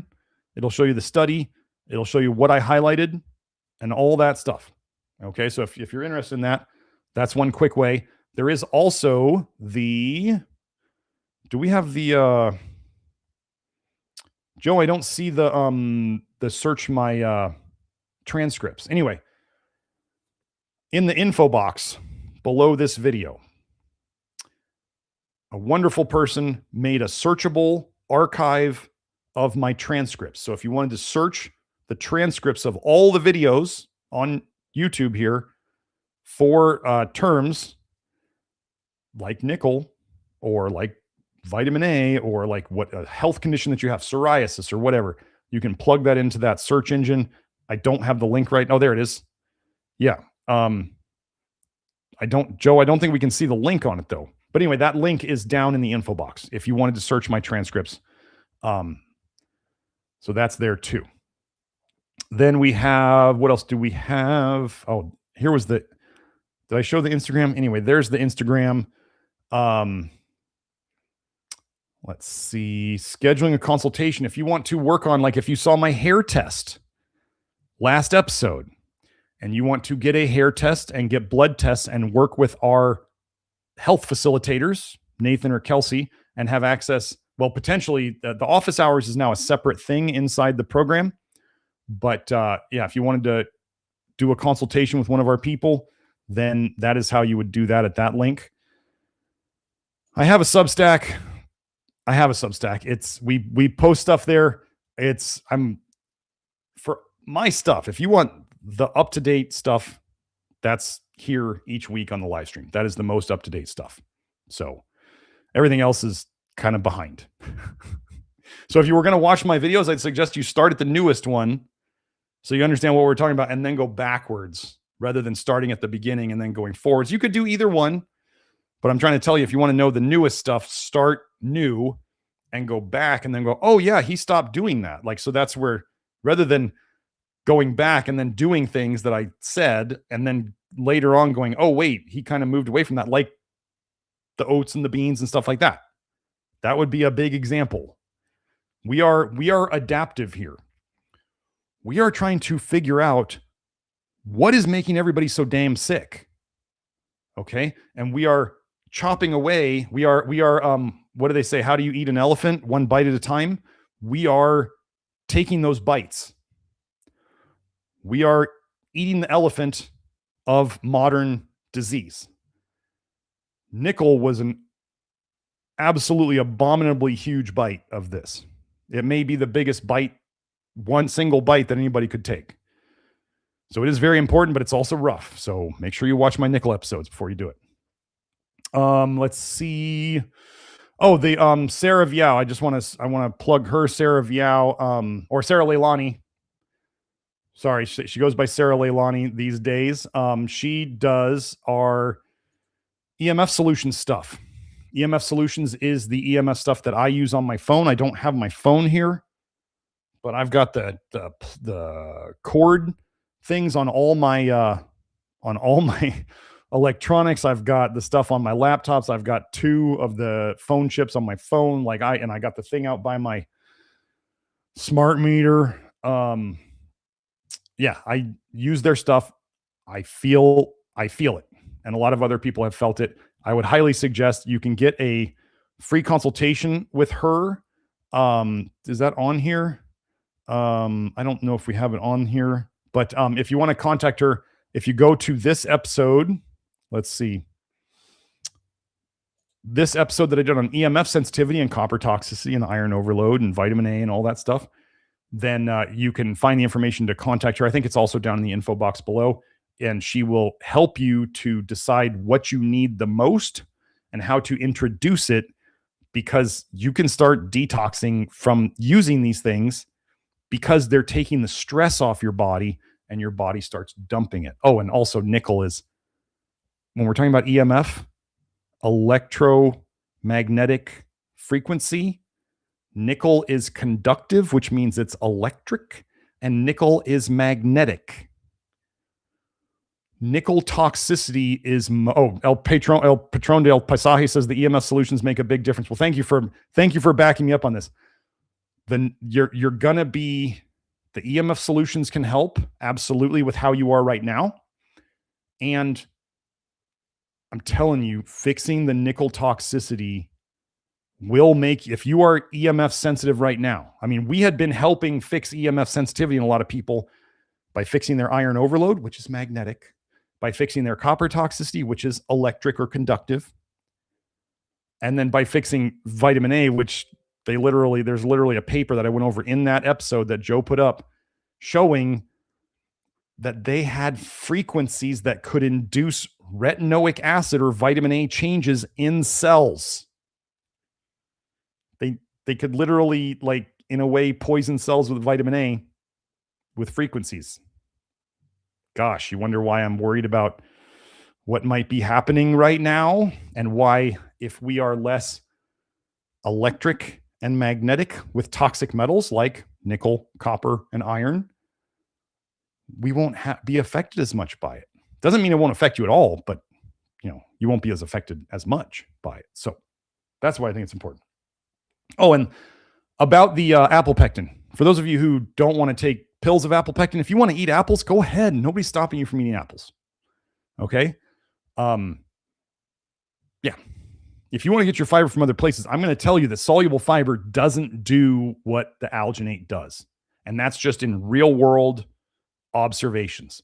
So again, if you want to be chintzy or cheap and not do the Pecticlear, that's totally your call. Totally your call. If anybody who comes to me who is suffering in the low nickel diet, the first thing that I'm going to tell them is Pecticlear. So that's not a debate anymore. Okay? So I'm trying to help you guys. An ounce of prevention is worth a pound of cure, right? Well, we can't prevent the nickel detox. We all got it. The pound of cure, well, we're working on it, and it's going to get there. But so remember, the ounce of avoiding it, the pound, you got to pay more. It's heavier, it's bigger once you have it. So it is what it is. We have a way out of it now. So this was the little bit of a nickel detox update. We did live chat Q&A, and then we did testimonials. This is episode 251. Wait, so what's the next big one?